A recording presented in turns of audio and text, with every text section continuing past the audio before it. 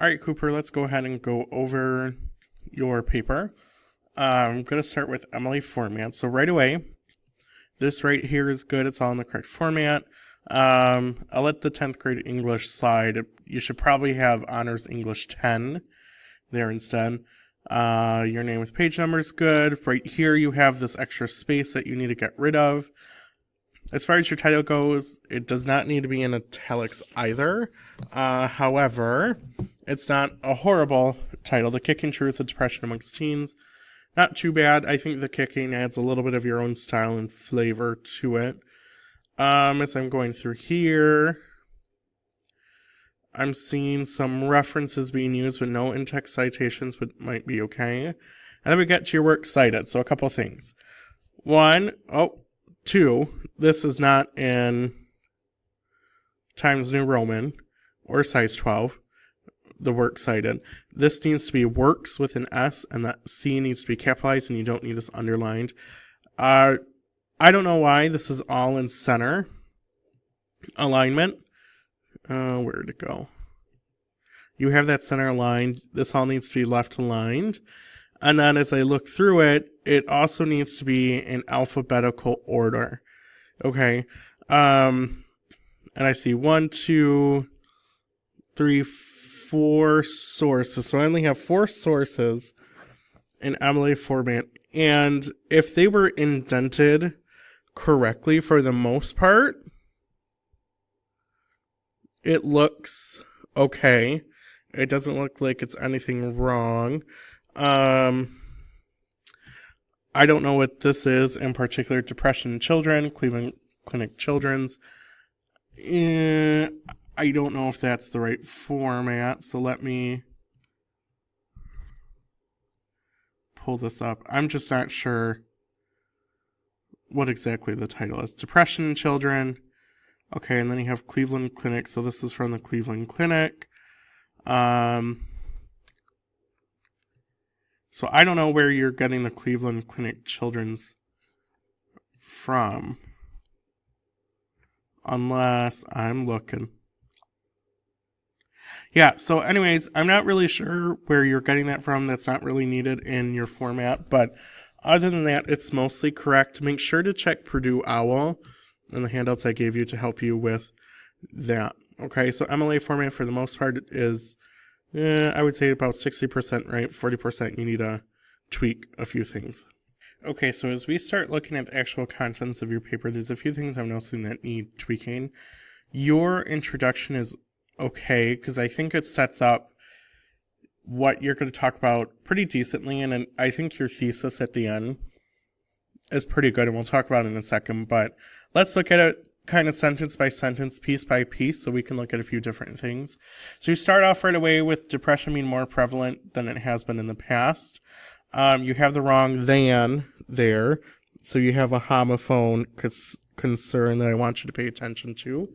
And then things like this, I want you to work on getting rid of this in your writing instead of being like, this is a recent question, or this is something that's been people have tried to figure out for years, blah, blah, blah.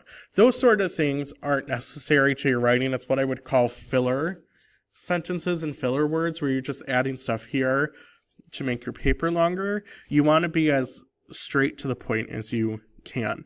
And then you go into suicide as the second leading cause of death with people between 10 and 24, with information from the Jason's Foundation. So if I look up the Jason's Foundation, my first assumption is that Jason's is capitalized, first of all, which, tells me that. But the second part is, if this is coming from the Jason's Foundation, you should have that cited here at some point, whether that's a website or whether that's a web page, or even if it comes from one of these articles, you need to have that citation there so we know where this information is from.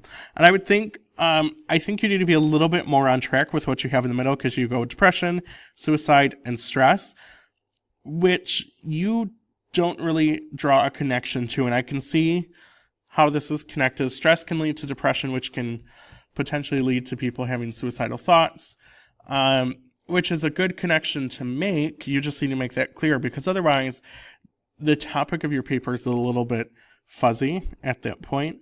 And then you go on to talk about how this is affected with social media. And I think this is a good thing. Perfect life on the web and in real life.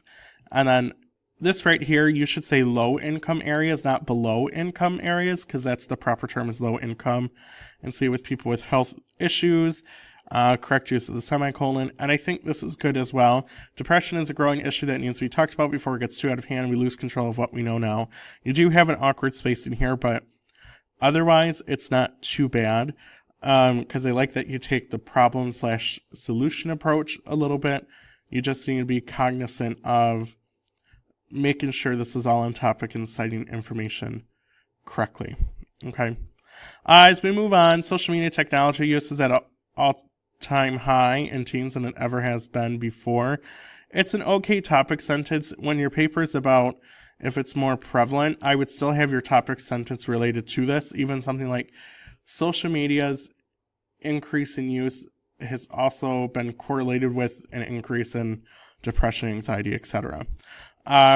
And this is a common thing I see as well, is when you have the word apps, this is actually an, not an acronym, abbreviation, I guess, but it's not, I don't know, of applications. So you need to say applications and then parentheses apps, and then you can start calling it apps, but you do need to start it out by saying applications.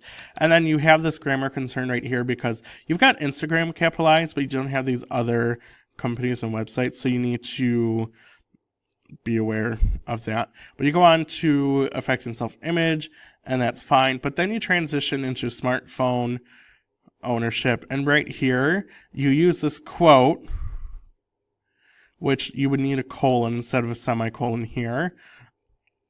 Or excuse me. And what you need to do, get rid of this period, and then in parentheses right after.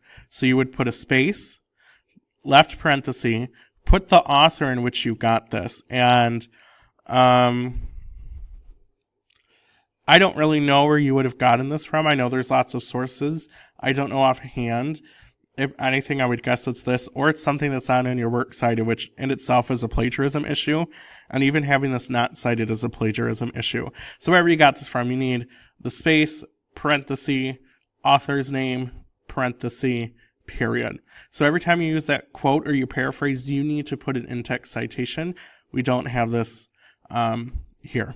But you go on to say that, oh, you've got that awkward double spacing here. So Cooper, the main thing with this one is notice how between sentences, for the most part, you have a single space. You need to be consistent with that. That is an easy typo to fix. So you go from self-image to having a smartphone can cause problems. Saying that 40 million people suffer from depression or anxiety disorder due to social media. This is another case where because it's a statistic and it's not your information, you need a parentheses there for your in-text citation. Spacing, awkward here, and then you go on to bullying. So overall, Cooper, here's what the problem is. I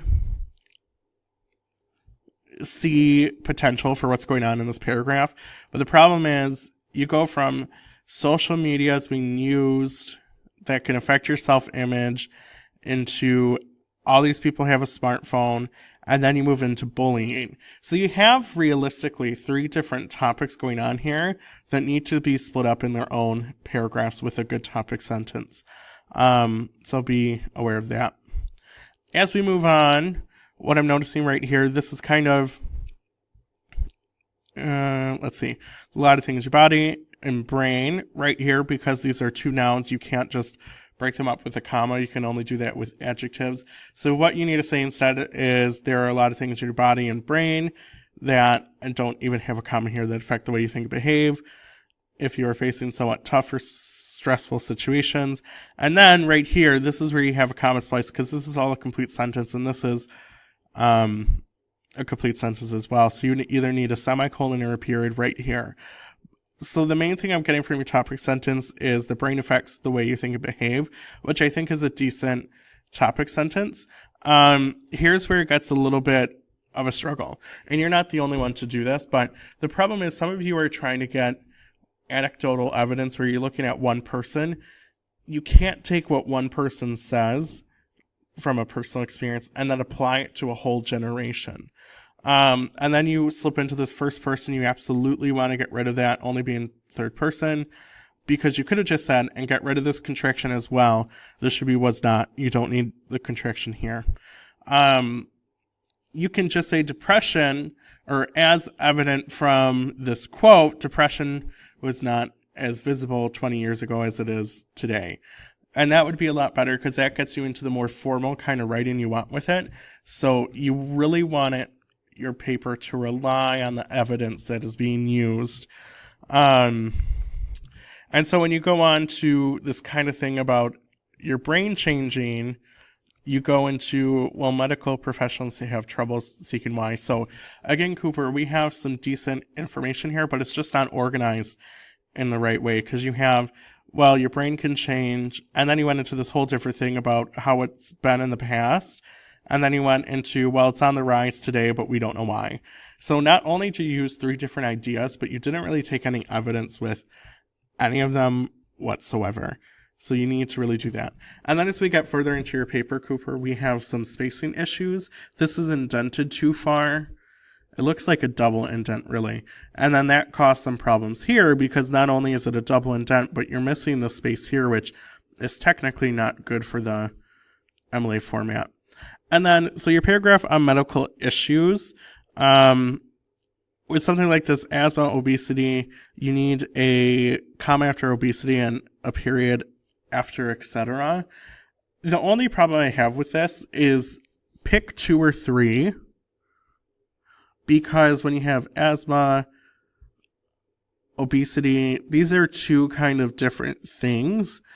So I would be specific and limit it to 2 or 3 different things, because this etc. kind of leaves it for interpretation, because it's like, oh, so all physical medical issues cause depression. And then you got kind of get into the question of what is a medical issue. So anyways, and then you go into the study by the Atlantic. So let's talk about that for a second. I believe that is from here. You would need this to be Lindsay Abrams. Oh, this is in size 11. So you would need to contribute that to Lindsay Abrams, not the Atlantic. So when you cite someone, it needs to be the author with the article title. Okay. People live in poverty, choices likely have depression, blah, blah, blah. So this is fine. Big statistics showing that depression also will double for you if you live below income in poverty. All you need to say is if you live below the poverty line, because that's essentially what is being said there, and that's kind of the terminology with it. Or you could just say a low income in poverty. That might be there. You got the spacing issue there again. And this kind of throws off, and I'm going to be honest with you, doesn't quite work for your paper. And you've got that contraction again. I would honestly just get rid of this because I think this is good evidence that it is very possible that people live in poverty, but this kind of counters your argument in a way you don't want to, because you've already said there are other reasons for depression and anxiety. But all right, as we move on, I've got a minute and a half left. Columbia.edu. Nope, you need the article and who did it, and you go with the same sort of things. Can lead to suicide. Mental illnesses has to do with the rise in teen depression. So this is a little bit awkward to me because depression, I believe, is seen as a mental illness. So this question doesn't quite make sense. And then as we got to the conclusion, rise in all communities around the world. But the problem with this is you didn't say anything specific that this is happening in the world, whatever. So you need to be more specific. If you have a worldly view, they can't answer the question well. Okay, but there's some possible reasons for it. You talk about cyberbullying. You talk about, let's see. And then you go on that we're not really sure, but it is rising. So overall, Cooper, here's what I have to say. I think you have decent ideas, but it's not organized whatsoever. You need topic sentences that will detail what your paragraph is about, and each paragraph should really only be about one topic. And the problem is, I don't think you really talked about things in depth as you could with good evidence. So go back, look at the evidence and research as I pointed out, because the thing is, I think you can answer this question with the proper evidence and research.